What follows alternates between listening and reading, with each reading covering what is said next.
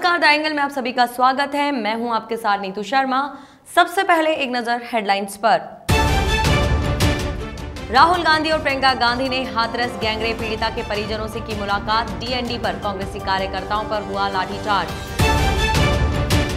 राजस्थान कांग्रेस के पूर्व अध्यक्ष सचिन पायलट ने पीएम मोदी को लिखा पत्र। पूर्वी राजस्थान नहर परियोजना को राष्ट्रीय परियोजना घोषित करने की मांग।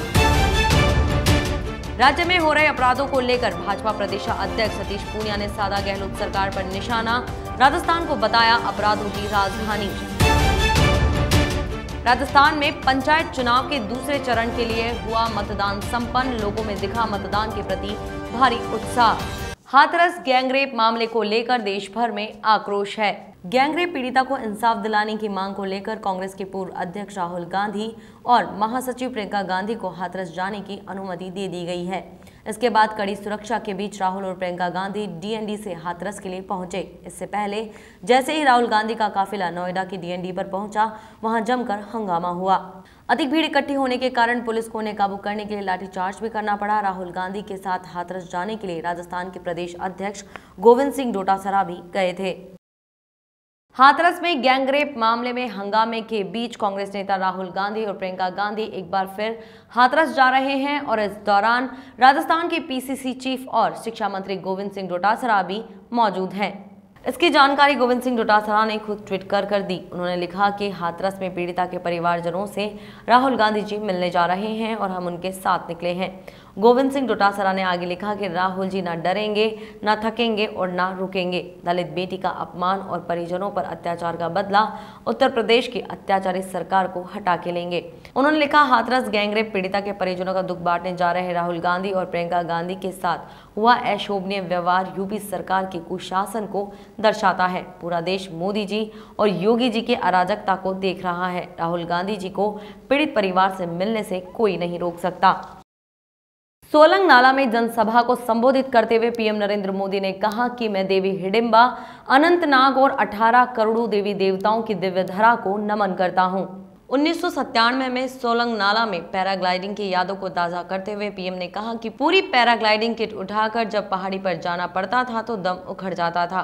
अटल जी जब एक बार आए तो पैराग्लाइडिंग से पुष्प वर्षा की गई थी। अटल जी ने कहा था कि बहुत साहसी हो। पीएम मोदी ने प्रदेशवासियों को अटल टनल रोहतांग के लोकार्पण की बधाई दी। अटल जी के प्रेणी गांव और उनकी कविता मनाली मत जाइयो राजा के राज में का जिक्र भी किया। अटल टनल रोहतांग ने यहाँ के लोगों को बोझ मुक्त कर दिया है। देश अब धीरे धीरे अनलॉक हो रहा है। पर्यटन गतिविधियां भी बढ़ेंगी। हमीरपुर के 66 मेगावाट धोला स्थित प्रोजेक्ट को स्वीकृति दे दी गई है। इससे युवाओं को रोजगार के अवसर मिलेंगे। प्रदेश के सभी प्रोजेक्ट्स का काम तेजी से चल रहा है। देश के 6 लाख गाँवों में ऑप्टिकल फाइबर बिछाने का काम किया जा रहा है। गांव-गांव को वाईफाई से जोड़ा जाएगा। पीएम ने पिछली सरकारों पर निशाना साधते हुए कहा कि बिचौलियों को बढ़ावा देने वालों ने देश के किसानों की क्या स्थिति कर दी थी, यह सभी जानते हैं। राहुल गांधी के हाथरस जाने पर केंद्रीय महिला एवं बाल विकास मंत्री स्मृति ईरानी ने पलटवार किया है। केंद्रीय मंत्री स्मृति ईरानी ने कहा कि लोग कांग्रेस की रणनीति के बारे में जानते हैं, इसलिए उन्होंने 2019 में भाजपा के लिए ऐतिहासिक जीत सुनिश्चित की। केंद्रीय मंत्री ने राहुल गांधी के हाथरस जाने को एक राजनीतिक रणनीति बताई। स्मृति ईरानी ने कहा कि लोग जानते हैं कि राहुल गांधी का हाथरस जाना उनकी राजनीति का ही एक हिस्सा है और इससे पीड़िता को न्याय दिलाने का कोई संबंध नहीं है। राहुल गांधी के हाथरस जाने पर केंद्रीय मंत्री स्मृति ईरानी ने कहा कि जनता ये समझती है कि राहुल गांधी की हाथरस की तरफ कूच राजनीति के लिए है, इंसाफ के लिए नहीं।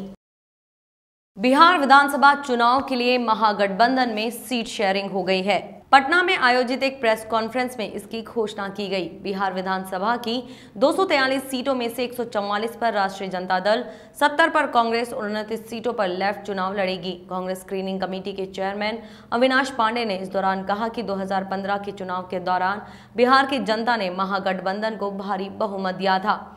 हालांकि कुछ ही समय बाद नीतीश कुमार ने जनता की चुनी हुई सरकार को त्याग कर किसी और से हाथ मिला लिया। बिहार की जनता उन्हें इस बार माफ नहीं करने वाली है। इसके साथ ही उन्होंने केंद्र सरकार को कृषि कानूनों को लेकर भी घेरा और उन्हें तुगलकी करार दिया। अविनाश पांडे ने तेजस्वी यादव की जमकर तारीफ की। राष्ट्रीय जनता दल के नेता तेजस्वी यादव, तेज प्रताप यादव, जगदानंद सिंह और मनोज कुमार झा इस दौरान मौजूद रहे। पूर्वी लद्दाख में चीन से जारी गतिरोध के बीच भारत ने शौर्य मिसाइल के नए संस्करण का परीक्षण किया। यह मिसाइल सतह से सतह पर मार करने वाली परमाणु क्षमता से लैस बैलिस्टिक मिसाइल है। सरकार के सूत्रों ने इसकी जानकारी दी। उन्होंने बताया कि इस मिसाइल का परीक्षण तटीय ओडिशा के बालासोर में किया गया। सूत्रों ने बताया कि शौर्य मिसाइल के इस नए संस्करण के जरिए 800 किलोमीटर दूर स्थित लक्ष्य पर भी निशाना लगाया जा सकता है। शौर्य मिसाइल के आने से मौजूदा मिसाइल सिस्टम को मजबूती मिलेगी और यह मिसाइल संचालित करने में हल्की और आसान होगी। अंबिकापुर से उदयपुर तक सड़क विस्तारीकरण ओवरब्रिज का काम सन 2015 से लेकर 2017 तक होना था, लेकिन यह कार्य अभी तक भी पूर्ण नहीं हुआ है। राष्ट्रीय राजमार्ग के अधिकारियों सहित ठेकेदार की मिलीभगत से इस कार्य में 223 करोड़ रुपए की लागत लगी है और अभी तक भी इसका कार्य पूर्ण नहीं हो पाया है। सबसे बड़ी बात तो ये है कि जिला मुख्यालय अंबिकापुर में है, फिर भी प्रशासन मौन दिख रहा है। आए दिन इस रोड पर 24 घंटे भारी वाहनों का आवागमन होते रहता है और इस सड़क पर कितने लोगों की बलि चढ़ चुकी है, फिर भी राष्ट्रीय राजमार्ग के भ्रष्ट अधिकारियों के कानों में जूं तक नहीं रेंगती है। और इसी से साफ जाहिर होता है कि ठेकेदार द्वारा अधिकारियों के ऊपर भ्रष्टाचार का चढ़ावा चढ़ा दिया गया है। राजस्थान कांग्रेस के पूर्व अध्यक्ष और उप मुख्यमंत्री रहे सचिन पायलट ने पीएम नरेंद्र मोदी को पूर्वी राजस्थान नहर परियोजना को राष्ट्रीय परियोजना घोषित करने के लिए एक पत्र लिखा है। इस पत्र में उन्होंने लिखा है कि पूर्वी राजस्थान नहर परियोजना एक तरह से पूर्वी राजस्थान के 13 जिलों की जीवन रेखा है। इन 13 जिलों में कृषि और पशुपालन प्रमुख व्यवसाय हैं, जबकि भूजल की उपलब्धता में लगातार कमी होने के कारण कृषि क्षेत्र पर विपरीत असर पड़ने लगा है। उन्होंने कहा कि 37,247 करोड़ रुपए की अनुमानित लागत से इस परियोजना के क्रियान्वयन से न केवल पूर्वी राजस्थान बल्कि प्रदेश के सर्वांगीण विकास को गति मिलेगी और कृषि, उद्योग और पशुपालन सेक्टर में प्रगति से करोड़ों लोगों का जीवन स्तर ऊपर उठेगा। ऐसे में इस पत्र के माध्यम से उन्होंने इस परियोजना को तकनीकी स्वीकृति देने और इसके वित्तीय पोषण के लिए केंद्र सरकार की सहायता देने के लिए शीघ्र कार्रवाई करने को लिखा है। राजस्थान की अशोक गहलोत सरकार राजस्थान में लगातार भाजपा के द्वारा घिरती नजर आ रही है।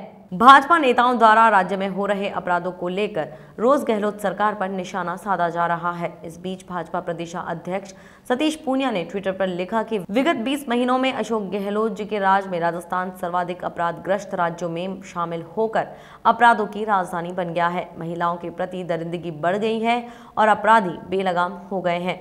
यह मात्र सियासी आरोप नहीं है, इन सब की पुष्टि एनसीआरबी के आंकड़े करते हैं। उन्होंने लिखा कि यह दुर्भाग्यपूर्ण है कि देश की राजनीति करने वाले मुख्यमंत्री अपने ही प्रदेश में गृह मंत्री के नाते अपराधों पर नियंत्रण में पूर्णतया विफल रहे हैं। हम प्रदेश की अराजक गहलोत सरकार के खिलाफ 5 अक्टूबर को जिला केंद्रों पर हल्ला बोल प्रदर्शन करेंगे।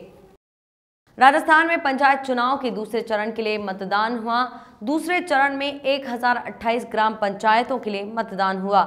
वोट डालने के लिए लोग भारी संख्या में मतदान केंद्र पर पहुंचे। पुरुषों के साथ साथ महिलाओं की संख्या भी बहुत अधिक रही। लोगों के बीच मतदान को लेकर उमंग देखने को मिल रही थी। मतदान से पहले राज्य निर्वाचन आयोग ने पर्यवेक्षकों से फीडबैक भी लिया। आयोग के आयुक्त ने कोरोना प्रोटोकॉल संबंधी जरूरी निर्देशों का पालन करने की नसीहत दी। इसके साथ ही वोटिंग डालने आए लोगों को मास्क लगाना अनिवार्य किया गया। खास बात यह है कि मतदान के दौरान सोशल डिस्टेंसिंग का पालन भी किया जा रहा था। दूसरे चरण में 5,472 सरपंच पद के उम्मीदवार चुनावी मैदान में उतरे। 12,189 पंच पद के लिए उम्मीदवार चुनावी मैदान में हैं। डॉक्टर भीमराव अंबेडकर सेवा संस्थान रजिस्टर किशनगढ़ रेनवाल तत्वाधान बहन मनीषा को श्रद्धांजलि अर्पित की गई। यूथ इकाई अध्यक्ष योगेश कुलदीप एवं सभी ग्रामवासियों ने बहन के बलात्कारियों को फांसी की सजा की मांग की है और विरोध जताया। वहां उपस्थित गोविंद वाल्मीकि, अनिल वाल्मीकि, मनमोहन कुलदीप, द्वारका प्रसाद हरिजन, भंवरलाल वर्मा, अजय मनोहर, कमलेश खांडेकर एवं अन्य ग्रामवासी मौजूद रहे। इस बुलेटिन में ये थी खास खबरें। देखते रहिए द एंगल। नमस्कार।